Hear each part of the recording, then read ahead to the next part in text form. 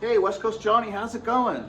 So I'm taking advantage of the trailer being gone and I'm making all the doors while it's gone. I'm gonna make all the little doors. There's 8 cabinets. Some have a single door, some have multiple doors, some have hatches. So I drew up a little diagram of what I'm doing and let me show you, follow me.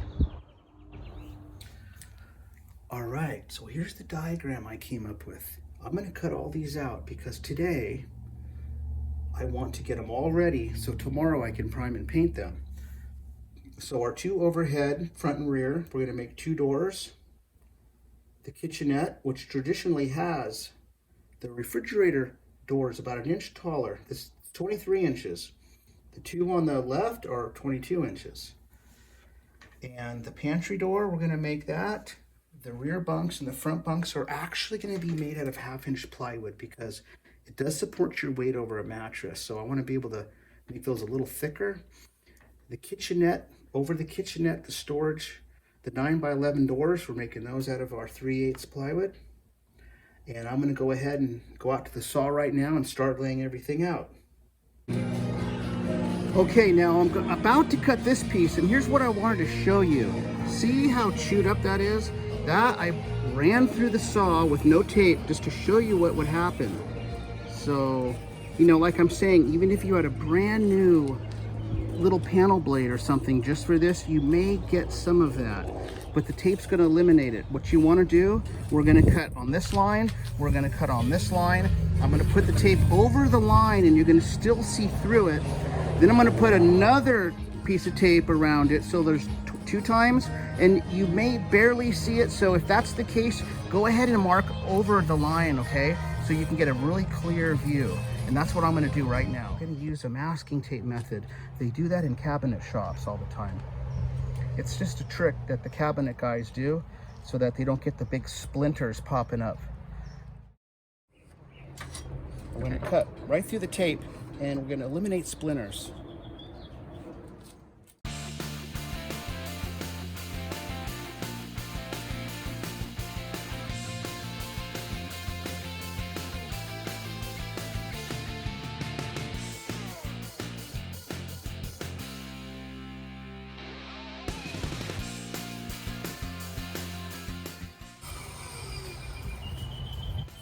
No splinters, look at that. Okay, I just cut cross grain. Again, I want to show you how you could really make it look nice. I'm not even using the right kind of blade either. So see that?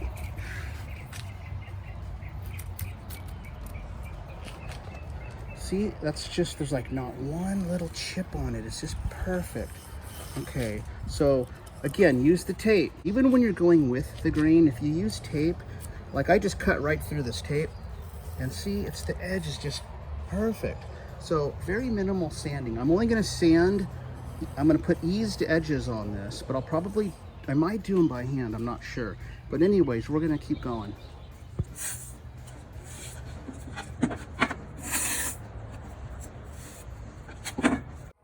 Another great tip, whenever you're pushing wood through a saw like this, and you gotta cut this much off, what you don't wanna do is go like this.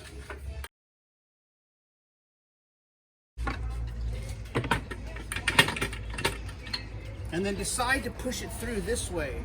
Because what's gonna happen, you're gonna have this little piece in between here, and it's gonna wanna fire back like a rocket. You gotta be really careful if you do it that way. It's better to go this way, and then you can continue pushing this all the way through and let this just stay off to the side. The only reason a piece shoots back is because it gets caught in between the blade and the fence, and if anything gets jammed, it's gonna shoot back.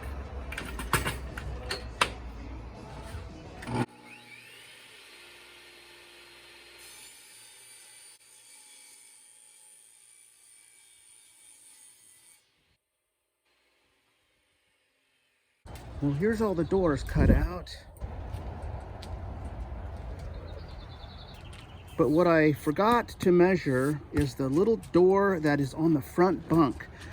Right by the door to exit the trailer, that lower front bunk, there's a little door that lifts up, and I completely did not remember that. So I zipped over there really early this morning. I measured it, it's like 6 by 18. So I'm gonna go ahead and cut that out real quick, and then we're gonna go ahead and paint these. All right, so I went ahead, I put the hole in for the bunks, you know, so you can put your finger and open the door. And what I wanted to show you is this, so that both sides turn out nice. Here's what you gotta do. When I'm drilling through this, I don't want to just go all the way through and just push my way through. If I push my way through, the whole back is going to splinter open. And, you know, there's no reason to do that. So here's what you want to do. You want to drill it about half until you feel the little point go through the other side.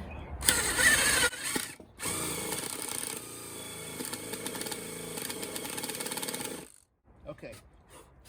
Now you flip it over. See, we already have about 1/8 of an inch cut out, see? There's our hole. Now we go kind of slow, and as we break through, that last 1/8 inch has already been done, and it's not chipped, so it's gonna look really nice.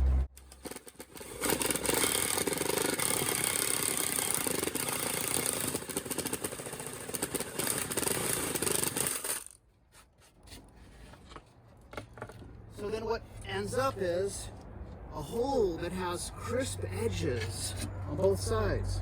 So now when I finger sand this, then hit it with the orbital air sander and ease the edges and all that and prime paint it and paint it, it's gonna look beautiful. So that's what we want it to look like. Okay, so I'm about to prime the cabinets. They're all sanded and laid out. I wanted to prime them in the shade. I didn't want to be out in the direct sun. So this is gonna work really nice. So there they all are. I didn't realize there was gonna be so many of them to paint, but 3 of them are shelves for the closet. Okay, so there they are.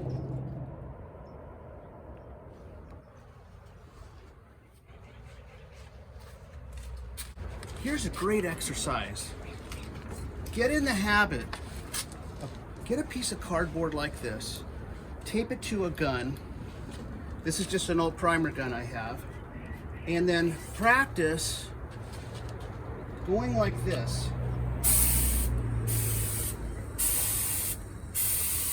Keeping it exactly parallel.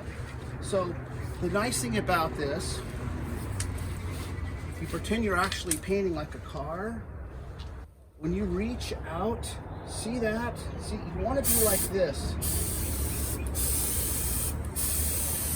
But the nice thing about having this is if you were to go like this, and then as you get back, you start kind of going like this, you can see what's happening. Look at that. You're going to have too much of the material here, and then over here it's just going to be like overspray.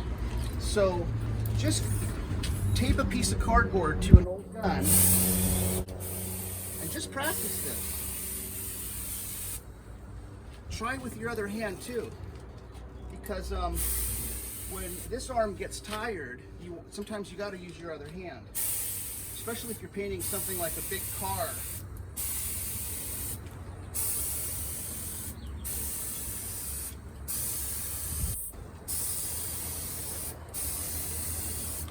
And if you practice this, you'll get really sore in some areas, but that's good, because then when it's time to paint something, you could sit there and do this, and you know, you won't be all like, oh, my arm. And if it does get tired, put it in the other hand. Just keep practicing. Practice makes perfect.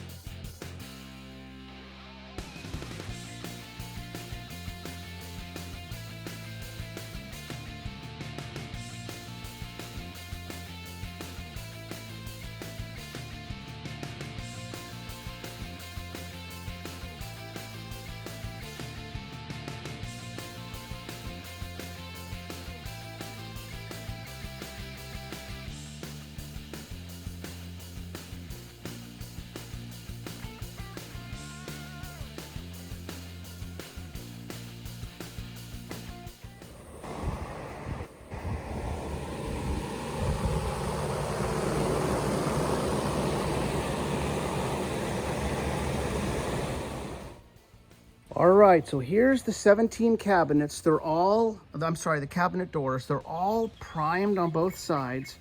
Now I just got to sand them all down on both sides with 220, okay? And there is 17 of them, so it might take me a little time, but that's okay, because at noon today, it's supposed to be 70 degrees outside, so I'm just waiting for that. And then see, I put this big tarp up here, because whenever I'm gonna paint, I wanna block as much wind, crosswind as I can. So what I do is I always look at my flag out front, and see, it's blowing dead east, which means if I can block this, then it'll really help me in here, because this is like my little paint room today. So, all right, I'm gonna sand these down with 220 and we're gonna start spraying.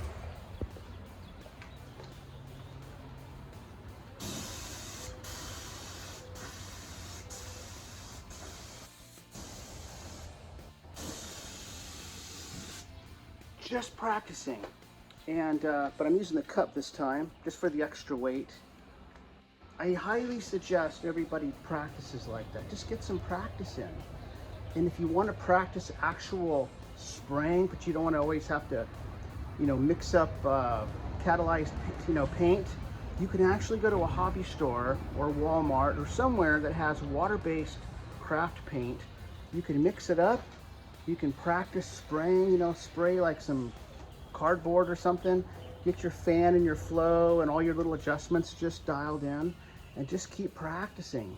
That's another good way to do it. So we're gonna continue. Here's what I wanna say. These alone, they just got primed. I haven't sanded this one yet, but these alone, if I just wanted to paint them, they wouldn't turn out nice, because I don't know if you can see that, but when you just prime something, you're gonna get a lot of atomizing paint particles in the air that pretty much do their thing in the air. So by the time they land on your piece of work, it's gonna be like overspray, and you can feel it.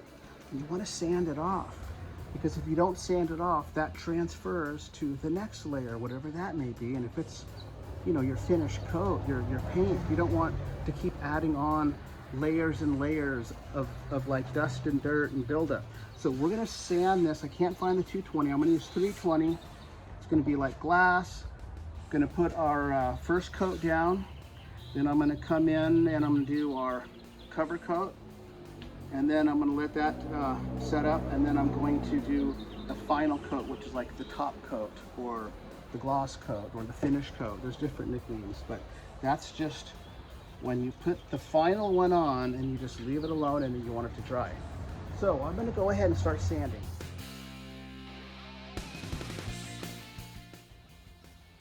Okay, well, here's the color that I'm using for the cabinet doors. It's a urethane color called Orchid. Isn't that pretty? It's almost like kind of like a cream color.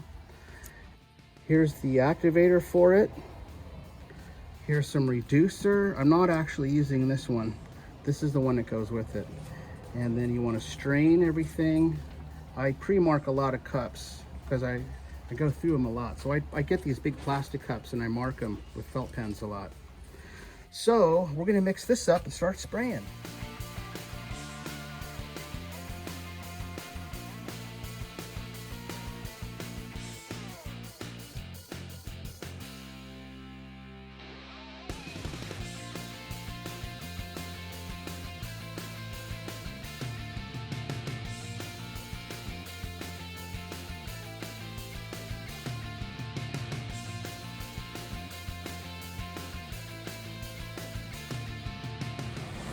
All right, here's our cabinet doors all painted. Right now I just have the fan going and I'm letting it dry, and I'm gonna go ahead and turn them over onto something soft. I'm gonna paint the other side. So just wanted to show you how they're turning out, and thanks for watching. I'm gonna clean these up really nice. After they're painted, I'm going to put the hardware on them and all that, and then you'll see them installed when we get the trailer back. So anyways, it looks like it's turning out pretty good. So please leave a comment. Thanks for watching. Have a great day.